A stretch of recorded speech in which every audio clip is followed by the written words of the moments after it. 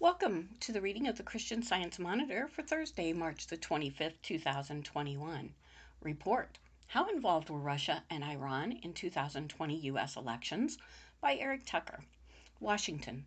Russian President Vladimir Putin authorized influence operations to help Donald Trump in last November's presidential election, according to a declassified intelligence assessment that found broad efforts by the Kremlin and Iran to shape the outcome of the race, but ultimately no evidence that any foreign actor changed votes or otherwise disrupted the voting process. The report released last Tuesday from the Office of the Director of National Intelligence represents the most detailed assessment of the array of foreign threats to the 2020 election. These included efforts by Iran to undermine confidence in the vote and harm Mr. Trump's re-election prospects, as well as Moscow operations that relied on Mr. Trump's allies to smear Joe Biden, the eventual winner. Despite those threats, though, intelligence officials found no indications that any foreign actor attempted to interfere in the 2020 U.S. elections by altering any technical aspect of the voting process, including voter registration, ballot casting, vote tabulation, or reporting results. The report is the latest official affirmation of the integrity of the election, even as Trump supporters continue to make false claims of interference from foreign or domestic actors and refuse to accept Mr. Biden's victory. Multiple courts and even Mr. Trump's own Justice Department refuted claims of widespread fraud. The document makes clear that even while Mr. Trump has cried foul about the legitimacy of the election, intelligence officials believe Russia sought to influence people close to Mr. Trump as a way to tip the election in his favor. The report, rejected by Russia as unsubstantiated, wades into the politically charged task of ferreting out which foreign adversaries supported which candidates during the 2020 election, an issue that dominated headlines last year. Mr. Trump, whose 2016 campaign benefited from hacking by Russian intelligence officers and a covert social media effort, seized on an intelligence assessment from August that said China preferred a Biden presidency, even though the same assessment also said Russia was working to boost Mr. Trump's own candidacy by disparaging Mr. Biden. Last Tuesday's report, however, said China ultimately did not interfere on either side and considered but did not deploy influence operations intended to affect the outcome. United States officials said they believe Beijing prioritized a stable relationship with the U.S. and did not consider either election outcome as advantageous enough for it to risk the blowback that would ensue if it got caught with interfering. The primary threats instead came from Russia and Iran, albeit with different intentions and through different means, according to intelligence officials. In the case of Russia, the report says Russia sought to undermine Mr. Biden's candidacy because it viewed his presidency as opposed to the Kremlin's interests, though it took some steps to prepare for a Democratic administration as the election neared. The report also says Mr. Putin authorized influence operations aimed at degenerating Mr. Biden, boosting Mr. Trump, undermining confidence in the election, and exacerbating social divisions in the U.S. Mr. Biden, in an interview that aired Wednesday on ABC's Good Morning America, said that there would be repercussions for Mr. Putin for a variety of misdeeds, saying, "The price he's going to pay, you'll see shortly." The president recounted that in their first call held last month, he opened by saying to Mr. Putin that we understand each other, and when asked in the interview if he thinks Mr. Putin is a killer, Mr. Biden said, "I do."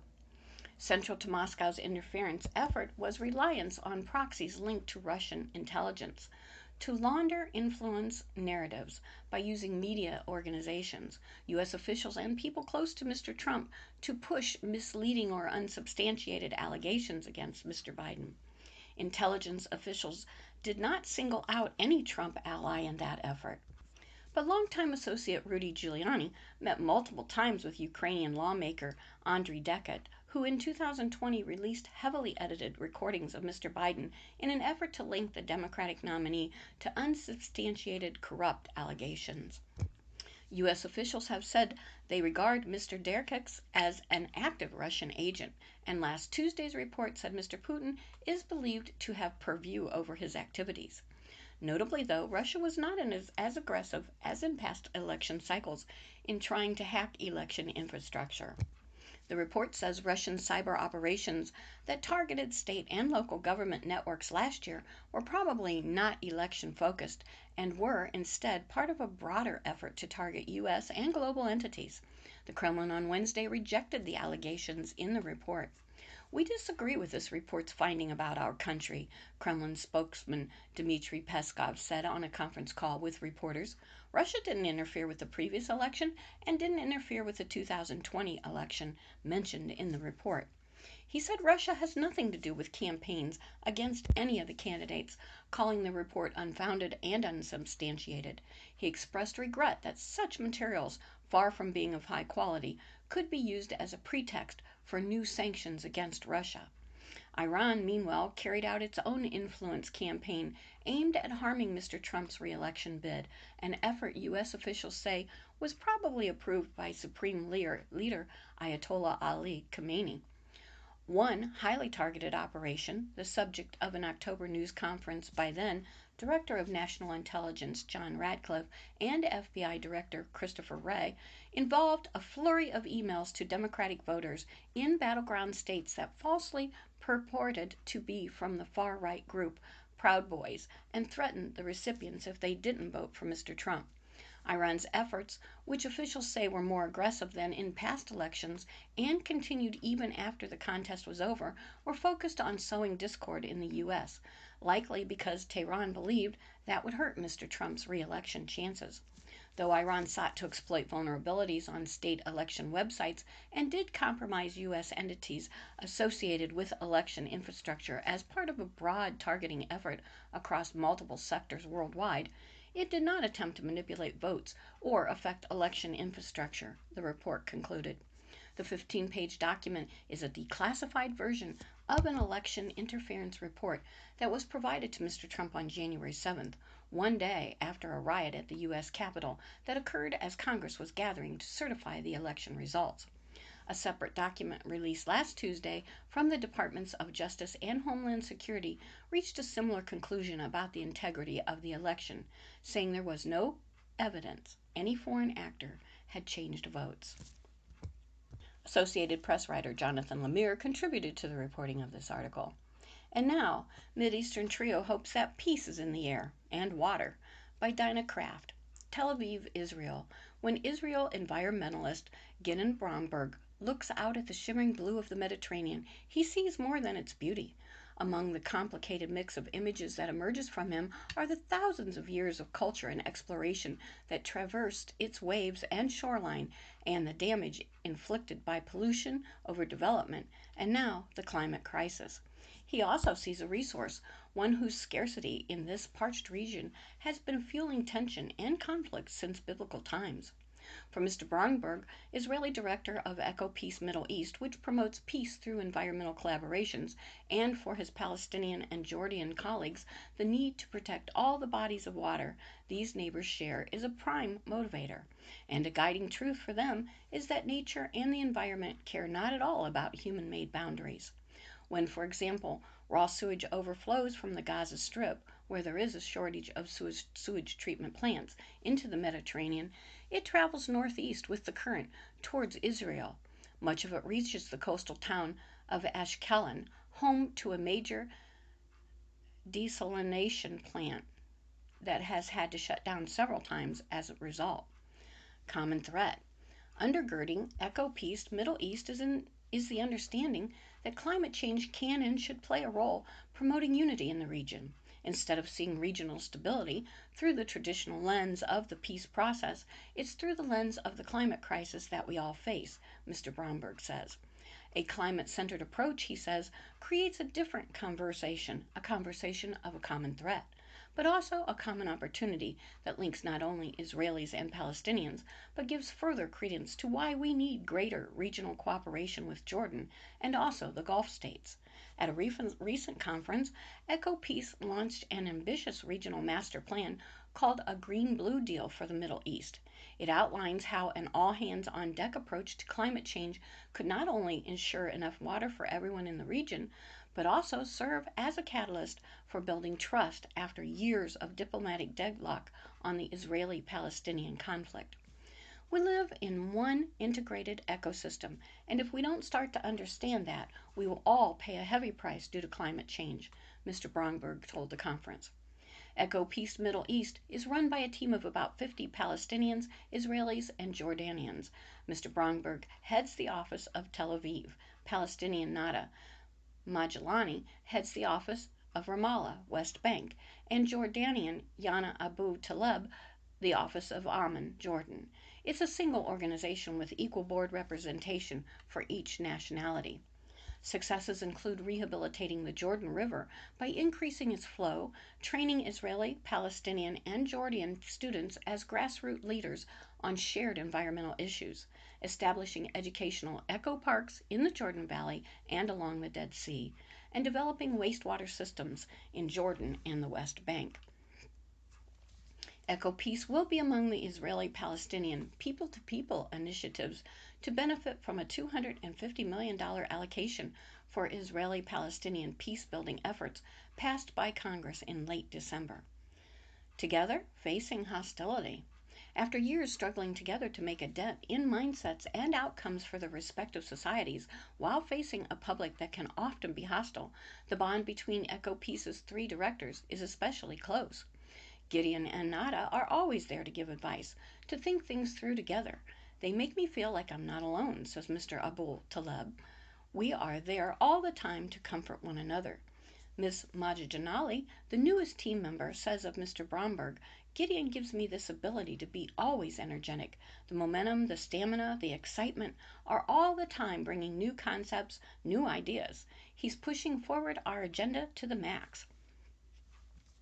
She credits Ms. Abu Taleb for keeping the team focused. She's always asking, she says, how do we move forward? How do we make an impact? The backlash the two women face at home for working with Mr. Bromberg can be fierce.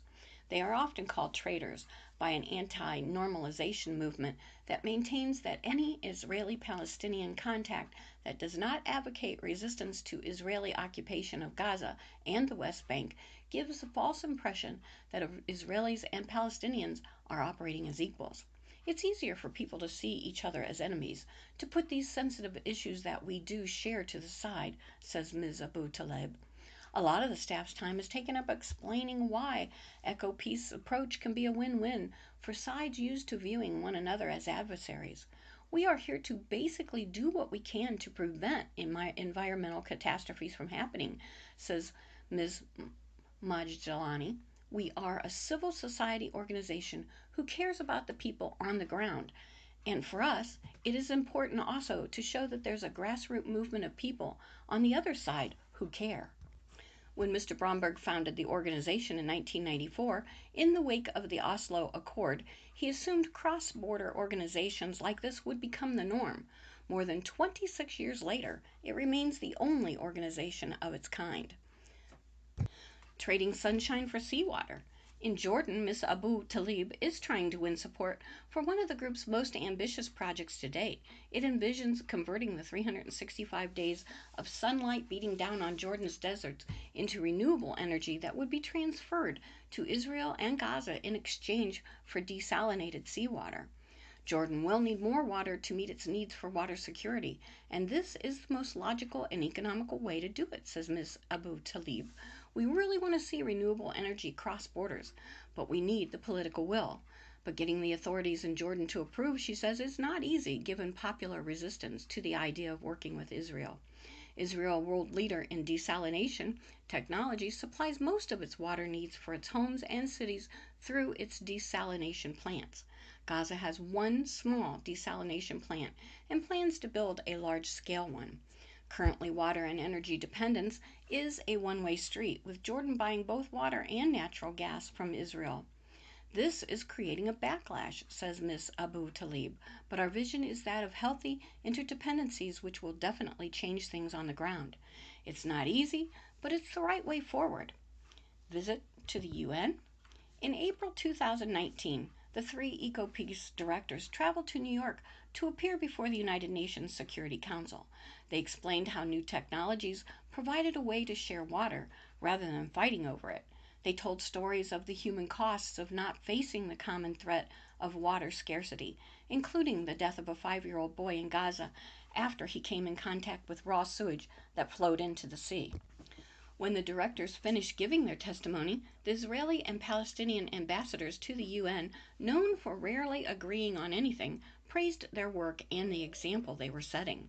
While he and his colleagues may still be dismissed as dreamers, Mr. Bomberg says moments like this and the headway they have made make it feel like we are seeing an adoption of that narrative we were told was impossible.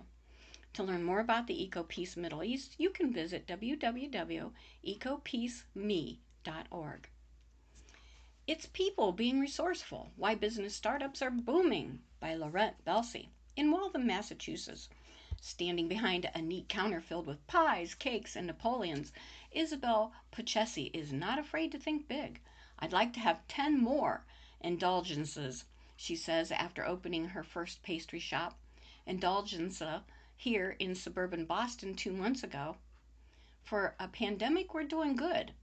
I'm not scared. For me, it was scary, says her daughter, Paula Di Latore, the store manager who serves the trickles of customers who wander in for a mid-afternoon snack. But I trust her, she says of her mother. A few blocks away on Main Street, Mahbub Ali Khan is waiting for the diner takeout order to come rolling in. He opened Peshawari Kebabs here in Waltham a month and a half ago. It's taking a big risk because the people believe it's still very risky to eat out, he says. But so far, so good. We just see the people's demand. Most of the Pakistani restaurants were closed because of the pandemic. Here in Waltham, a Boston suburb known for its eateries, these new startups represent a small piece of a national entrepreneurial boom that's unprecedented in this century. In 2020, American entrepreneurs applied to start a record number of new businesses, almost 4.5 million, nearly a quarter more applications than a year earlier, according to the census figures. The boom goes a long way to compensate for the decline in entrepreneurship during and after the Great Recession, and the fact that it happened during the economic turmoil of the pandemic makes it even more remarkable. The numbers make me more optimistic about the recovery, says John Haltewanger, an economics professor at the University of Maryland at College Park. It's a very healthy sign that actual entrepreneurship is back to levels of the 2000s. In some ways, the boom is surprising. It came in the midst of a pandemic, which added risk and uncertainty, while most surges of entrepreneurship come after a recession. After declining last spring relative to 2019, typical for startups in the middle of a recession, business applications began to soar in July. In other ways, however, the boom is the logical outcome of a different game-changing environment. For example, a record high 3 in 10 entrepreneurs who started a business in 2020 did so not because they wanted to, but because they had to, according to a Kauffman Foundation report. That's a dramatic change from 2019, where only 1 in 10 startups stemmed from necessity. So many workers lost their jobs and couldn't find new ones that they had to strike out on their own to try to bring in income. Another factor, employees suddenly having to work from home have more time on their hands to try freelancing. Unlike the Great Recession of 2008 and 9, banks were squeezed and didn't stop lending, and the value of homes rose, giving entrepreneurs a key asset to borrow against and fund their ventures.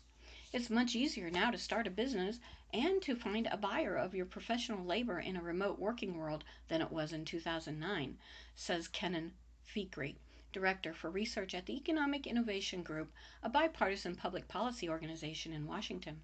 The current environment allows people to take that risk with more confidence.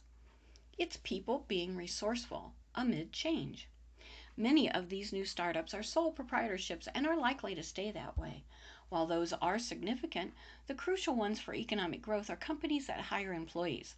Applications for businesses likely to hire are up 15.5% from 2019 and more than 20% higher than the average from the previous decade. The rise is taking place across the board, representing all kinds of industries, from home-based companies flying almost under the radar to firms aiming to make a big splash. It's people being resourceful when they see a change, says Donna Kelly, professor of entrepreneurship at at Babson College in Wellesley, Massachusetts, and a member of the oversight board of the Global Entrepreneurship Monitor. There are so many opportunities that are opening up. Entrepreneurs see the opportunities. Technology is enabling it. Market change is also enabling it. This past July, Adagio Therapeutics, a $50 million venture, spun off from a New Hampshire biotech firm, started operations here in Waltham to develop antibodies to protect against coronavirus. It began a phase 1 trial last month. The retail sector is seeing the biggest jump in startups. Applications in 2020 ran more than 50% higher than a year earlier. The biggest growth came from retailers selling goods online or for direct delivery rather than in stores, perhaps not surprising given the changes that the pandemic has wrought. It's these shifts that open up the possibilities for new business. But retail shops are also opening. Rising diversity among business owners. At Liam's Market on Prospect Street, Marie Julian is directing workers to reposition a shelf.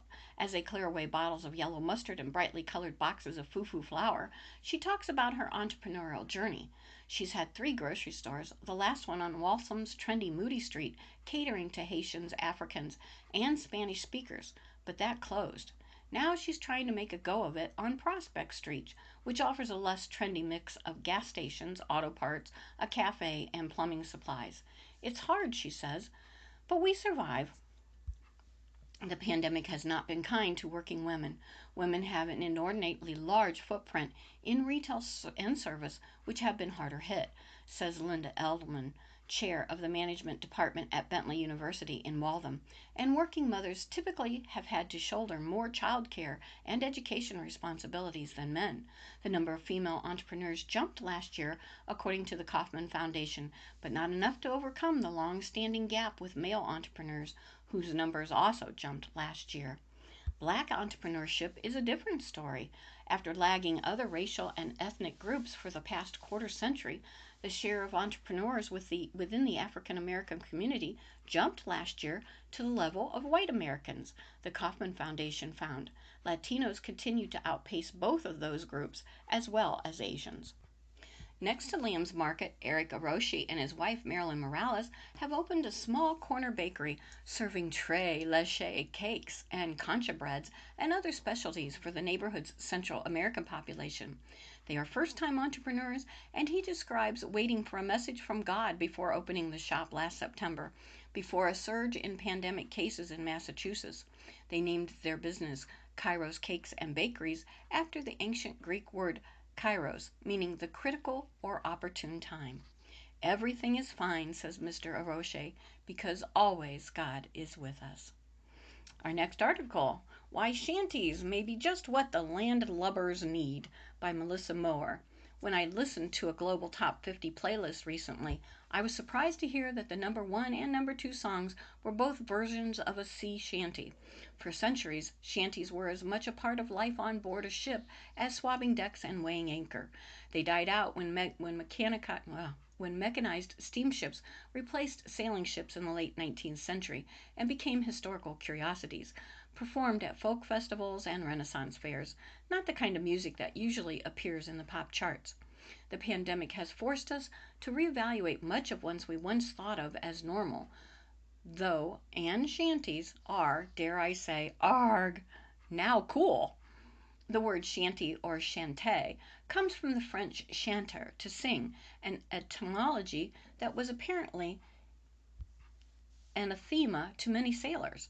When musicologist Richard Terry, who had grown up in a seafaring family, published a collection of songs in 1921, he scoffed at the idea of a French derivative. The British sailor cultivated the supermest contempt for everything French, and would be the last person to label such as definitely British practice as shanty singing with a French title. This ridiculous idea must have been a landsman's speculation, according to Mr. Terry, and if there was anything that the British sailors scorned more than the French, it was a landlubber. Lubber is an archaic term for a big, clumsy, stupid fellow who lives in idleness, according to the Oxford English Dictionary. Landlubber described a person who idled about on shore and knew nothing about boats. Lubberland was an imaginary place of laziness. Despite Mr. Terry's chauvinism, British sailors can lay no special claim to the shanty. Such songs were, in essence, a technology almost as necessary to the smooth running of a ship as ropes and sails, and can be found almost anywhere. Shanties follow a cause and response format.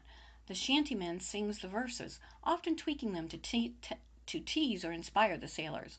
The crew sings the chorus and synchronizes whatever work is being done, pulling a rope, for example, to particular beats of a song.